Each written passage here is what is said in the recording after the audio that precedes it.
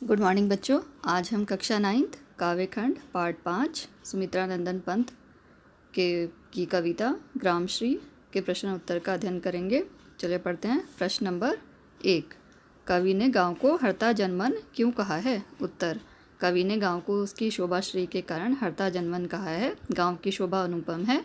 खेतों में दूर दूर तक हरियाली का मखमल सा बिछा हुआ है।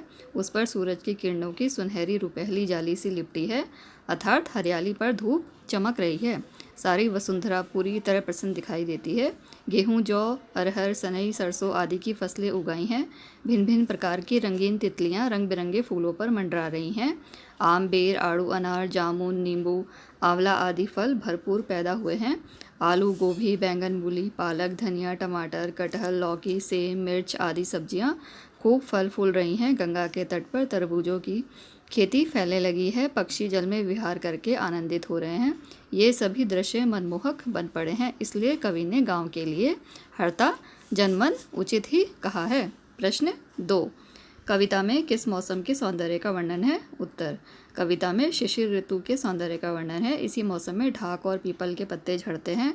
आम के वृक्षों में बौर आते हैं। चारों ओर फल फूल खिलते हैं। तितलियां फूलों और मंजरियों आदि की सुगंध से मंडराई फिरती हैं। आलू, गोभी, धनिया, पालक, मूली आदि सब्जियां भी इसी ऋतु की फसलें हैं। प्रश्न 3। गांव को मरकट डिब्बे सा खुला क्यों कहा गया है? उत्तर। गांव में चारों ओर मखमली हरियाली और रंगों की लाली छाई हुई है।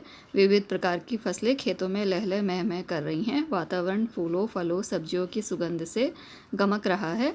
रंग बिरंगी तितलियां विभिन्न प्रकार के रंग बिरंगे फूलों पर उड़ती फिर रही हैं। चारों ओर रंगीन कोमल सौंदर्य जड़ा हुआ सा दिखाई दे रहा है। सूरज की मीठी मीठी धूप और किरणों के सुनहरे रुपहले तार की जाली एक मोहक प्रभाव और आकर्षण उत्पन्न कर रही है। सौंदर्य जैसे जगमग जगमग कर रहा है। इसी कारण कवि ने गांव को मरकत डिब्बे सा खुला कहा है। प्रश्न 4।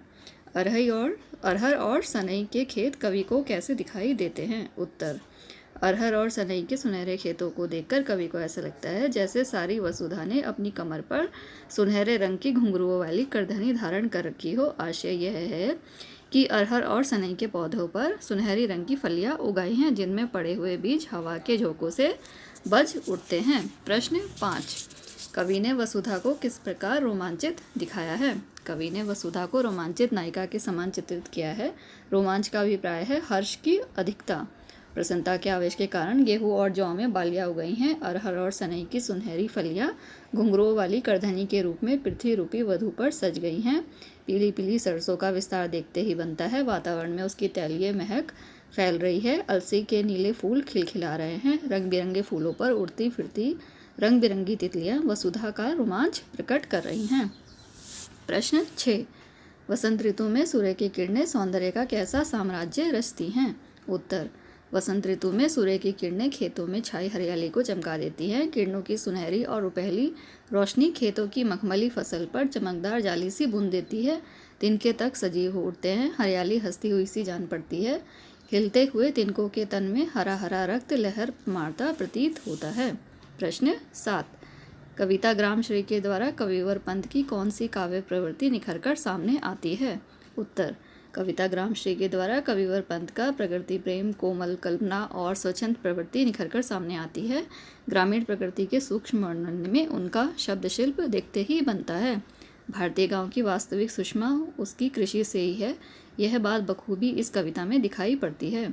कवि ने गंगा के तट, सर्दी की धूप, लहलाती खेती, फूलों और फलों की भरपूर फसल, अनेकानेक मौसमी सब्जियों और फलों के नाम से ऐसी तन्मयता से गिनाए हैं कि कवि उनके विषय में पूर्ण ज्ञान रखने वाला प्रतीत होता है।